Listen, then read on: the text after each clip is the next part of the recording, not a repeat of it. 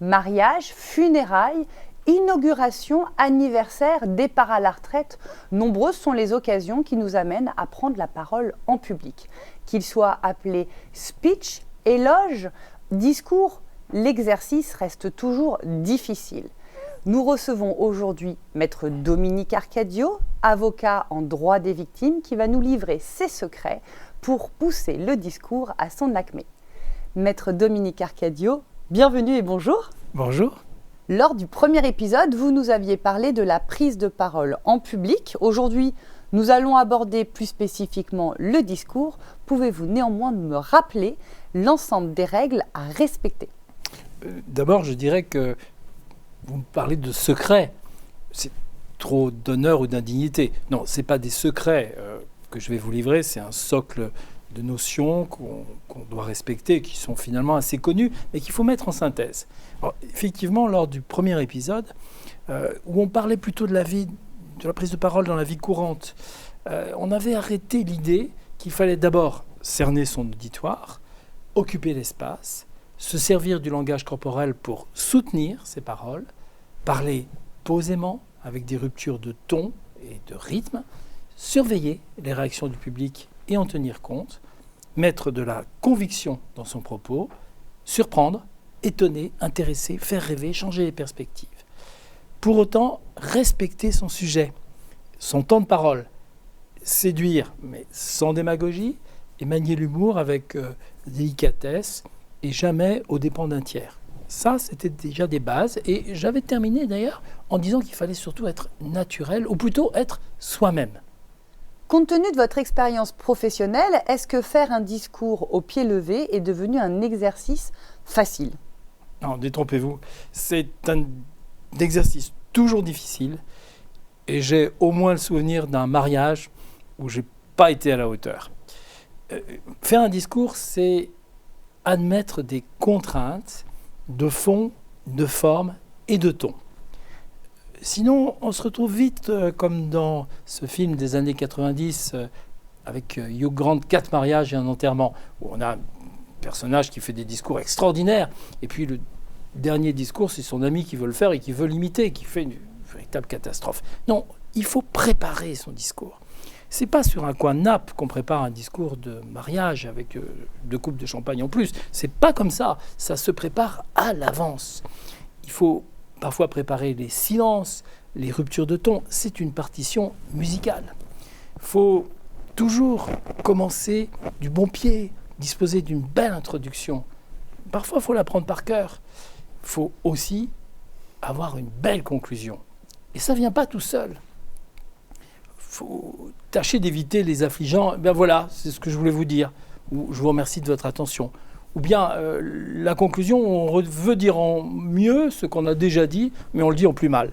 Non, il faut réfléchir. Je voulais vous livrer un exemple d'une péroraison. En plaidoirie, on dit péroraison pour conclusion, dont je gardais le souvenir, parce que je l'avais vraiment travaillé. J'avais pris un risque, mais je l'avais fait. J'étais à la cour d'assises du Rhône où je défendais une veuve. Son mari avait été battu à mort, absolument sans raison. Et je ne savais pas comment terminer cette plaidoirie. Et je me suis souvenu, réminiscence un peu de mon année de terminale, je me suis souvenu d'Antigone. Antigone d'Anouilh, hein, pas Antigone de Sophocle. Et j'ai commencé en disant, vous voyez, Antigone, la petite en noir qui est assise là-bas, qui ne dit rien et regarde devant elle, elle pense qu'elle va être Antigone tout à l'heure, elle va se dresser face au monde pour demander justice. Elle aurait bien aimé une autre vie, mais il n'y a rien à faire. Elle doit se lever et vous dire qu'elle attend justice. Et je me souviens, il y avait dans la cour d'assises, il y avait une professeure de français. Parce qu'on connaît le nom et la profession des jurés. Le professeur de français qui hochait de la tête, très approbatif. Alors, c'est intéressant de terminer sur quelque chose comme ça, parce que ça donnait une pesanteur à mon propos, c'était déjà une fin. Et simplement, c'était difficile de se souvenir de ce texte, surtout dans le public, on perd très vite le fil. Et là, j'ai un moyen mémotechnique qui est intéressant. Je visionne la scène comme si j'étais au cinéma. La petite en noir qui est assise là-bas. Je la voyais. Qui ne dit rien, qui pense, qui regarde devant elle. Elle va se dresser, je la voyais se dresser, et comme ça, on arrive à se souvenir de son texte.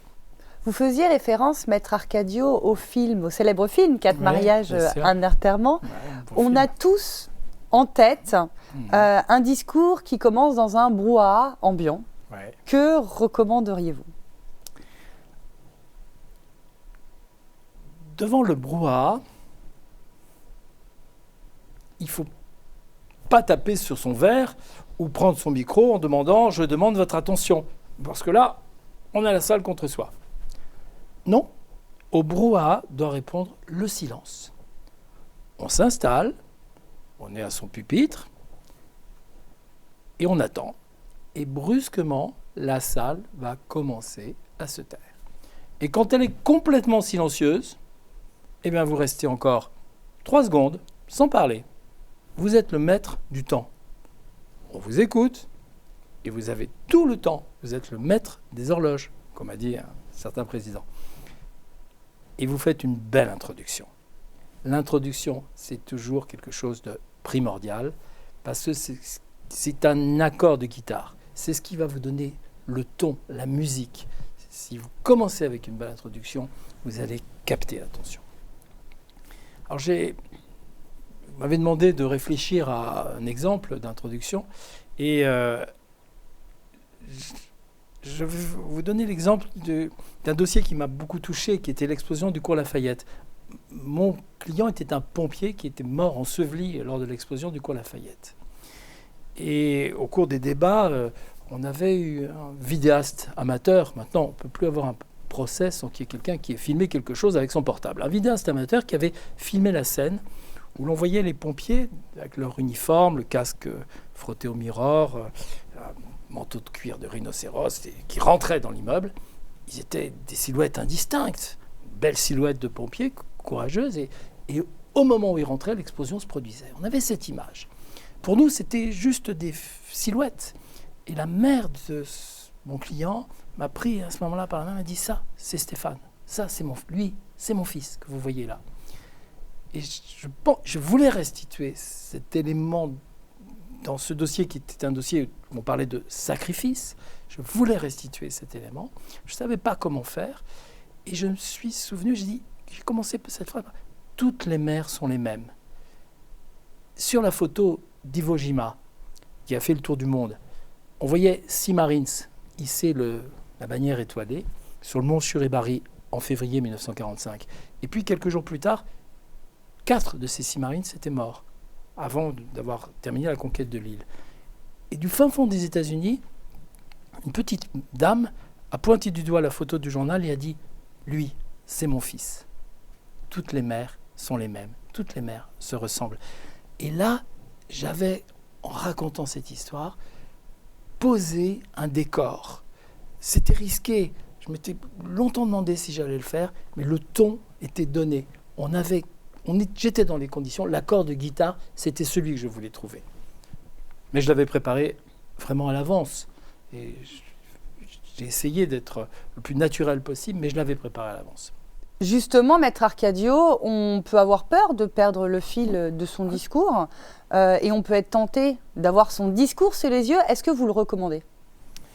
Autant que possible, il ne faut pas lire son discours. On perd l'attention quand on lit un discours. Malraux lisait son discours. Mais Malraux, c'était Malraux. Et quand Malraux lit son discours à l'entrée des cendres de Jean Moulin au Panthéon, on a un modèle de discours. On ne peut pas se comparer à ce modèle inatteignable. Non, la première règle, c'est d'écrire soi-même le texte, parce que comme ça, on le connaît et on le lit peu. Deuxième conseil, c'est de répéter le texte à voix haute, parce que ce qui est écrit n'est pas toujours une expression orale. Ça ne fait pas toujours très bon ménage avec l'expression orale. Écrire et répéter à voix haute. Et ensuite, trouver un langage oral. Pour ne pas oublier, trouver des moyens mémotechniques.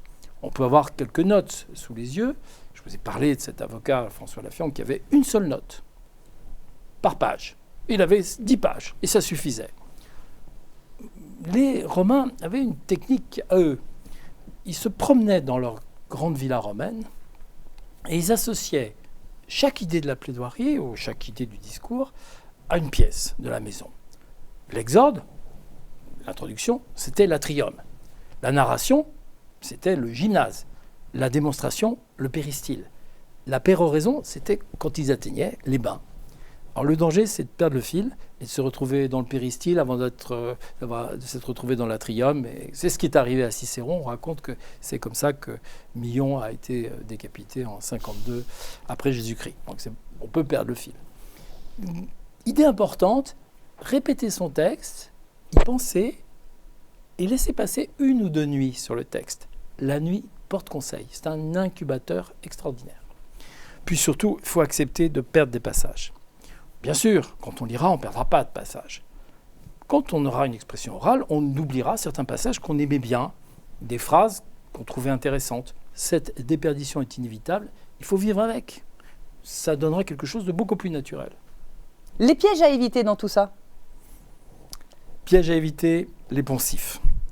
Les images convenues, les redondances, les répétitions. Alors pour ça, il faut utiliser le dictionnaire des synonymes quand même. Les digressions trop longues. Il faut abandonner l'idée de vouloir redire une deuxième fois en mieux, croit-on, ce qu'on a déjà dit. Il faut bannir les mots vulgaires qui ne passeront pas. Et les mots trop pompeux. Vous voyez, je les mets à égalité. Vulgaire et trop pompeux, pour moi, c'est pareil. Ça ne fera pas bon ménage avec un beau discours. Éviter les tics de langage. Effectivement, c'est compliqué, c'est juste impossible, y compris. Et surtout les mais bon, on est tous guettés par cet ennemi commun, c'est pas simple. L'ennemi absolu pour moi, je l'ai vécu, c'est de vouloir singer le style des autres, de ne pas être soi-même. Je me souviens d'une plaidoirie où j'avais vu plaider un avocat de Chambéry, qui est un personnage avec une voix comme ça, de stentor, etc., et qui plaidait pour des gitans. Et là, je défendais un gitan, donc j'avais voulu l'imiter. Et c'était pas du tout moi, c'était pas mon style. Et je me souviens que j'étais passé à côté de ma plaidoirie à tel point, je l'ai déjà raconté, que le magistrat tapotait sur son pupitre le temps pendant que je plaidais, alors de dire c'est pas bientôt fini. Voilà. Et là, j'ai compris qu'il fallait accepter d'être soi-même. On n'a pas tous un physique de Barack Obama ou la voix du Dupond-Moretti. Moi, j'ai une voix un peu sourde, c'est mon style. Donc, il sera différent. Il faut accepter d'être différent. Il faut accepter de ne pas être comme les autres. Et il faut travailler son style. Et peut-être savoir tirer parti de ses facilités. Les conteurs, les griots, doivent raconter des histoires. Je suis personnellement très mal à l'aise avec les grands principes de droit. J'évite de m'y aventurer. D'autres confrères le font merveilleusement bien. François Saint-Pierre, Jean-Félix Luciani à Lyon, ce sont des avocats qui, dès qu'on touche à un principe, se lèvent comme la statue du commandeur. Je ne sais pas faire.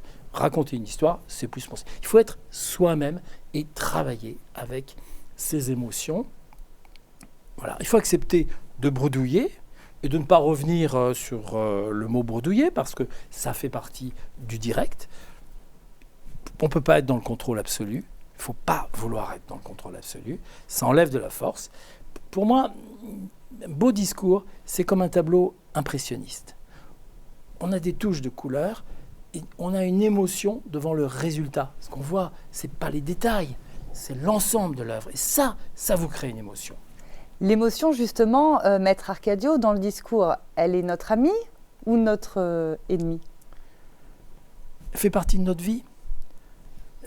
La colère, la tristesse, le rire, c'est ce qui compte. Il n'y a pas longtemps, j'ai vu une émission où Platini racontait comment il avait vécu la défaite de la demi-finale de Séville. Ça parle aux footballeurs, mais pas seulement. C'est une histoire merveilleuse. Défaite, un coéquipier qu'on emmène sur une civière. Et il explique, il dit, c'est mon plus beau souvenir parce que j'ai tout eu. J'ai eu la joie, on pensait qu'on allait gagner. J'ai eu la tristesse, parce qu'on a perdu. J'ai eu la peur parce que mon ami était emmené sur une civière. On pensait qu'il était peut-être en train de mourir. Et puis j'ai eu l'injustice parce que l'arbitre nous avait volé. mais c'est quand même un souvenir, ça faisait partie de ma vie. On a eu toutes les émotions rassemblées. Les émotions, vous pouvez les cacher, elles réapparaîtront. On est tous vulnérables à l'émotion. Je crois que c'est une grande vérité. C'est un ressort très important de la conviction. Avec l'émotion, c'est l'humain qui fait irruption brusquement. Et il fait irruption dans le prétoire, vous voyez, pas seulement, à l'église, lorsque on va rendre un hommage, ou dans la salle des fêtes le jour du mariage. Cette émotion-là, elle peut d'ailleurs vous submerger, et peut-être vous faire monter des larmes, casser votre voix. Il faut l'accepter. Si elle vous touche, elle touchera les autres. Et les citations et les belles formules dans tout cela? Des citations, oui, mais pas indigestion de citations. Les citations sont souvent un passage obligé du discours. Aujourd'hui, quand même, on assiste à une multiplication des citations et des belles formules, en particulier dans les écoles d'éloquence. C'est devenu un art du sophisme. On en oublie le cœur de la discussion. Alors, à cet égard, je profite pour dire qu'un ouvrage est intéressant, c'est l'ouvrage de mon confrère Bertrand Perrier, qui dit « La parole est un sport de combat ». Alors, il parle plus de ce sujet de l'éloquence, mais on y trouve beaucoup plus d'éléments d'information et de secrets, comme vous dites, que ce que je viens de vous dire. C'est un vrai travail en profondeur. Mais j'ai pensé à lui parce que, précisément, il dresse le portrait, aujourd'hui, d'un discours d'éloquence, avec beaucoup de citations, un certain brio. Et moi, tout en disant d'ailleurs que la conviction est essentielle, moi je pense que c'est la conviction, l'émotion et le propos qui restent sans doute essentiels. Les citations et les codes changent, il faut faire attention à ça. Quand j'ai commencé dans ma profession, il y a longtemps de ça, vous l'avez souligné la dernière fois, 40 ans, on avait souvent recours aux fables de La Fontaine. C'était un marqueur de génération. Aujourd'hui, plus du tout. L'orateur doit tenir compte aussi du fait que les codes ont changé. Il doit utiliser sa citation parce qu'il se sent bien avec, comme on se sent bien dans un costume. Voilà. Pour autant, il y a des mots universels. Quand Éluard perd sa compagne, Nuche, il a ce poème « Nous ne vieillirons pas ensemble, voici le jour en trop. Le temps déborde, où l'amour si léger prend le poids d'un supplice. » N'est-ce pas une façon intemporelle de traduire la perte de l'être cher? Ça se passe de mode. C'est dire poétiquement ce que profondément on peut ressentir dans ces situations. Tout ce que je viens de dire finalement tient à l'essentiel. Il y a un message à faire partager. L'art oratoire, ce n'est pas s'écouter. C'est une démarche dans laquelle l'orateur dit ce qu'il ressent. Personnellement, je ne suis pas un grand fan des discours de mariage, surtout quand c'est l'ami du marié qui retrace les frasques passées de son copain. Non, mais dans les discours de mariage, il y a quelque chose souvent de profondément émouvant. C'est le grand-oncle, le grand-père, le père, qui parle pour accueillir la famille à venir. Et là, il a parfois un accent un peu comme une croûte de pain chaud, ce genre d'accent où ça ouvre l'oreille et le cœur. Voilà. Et il dit des choses simples.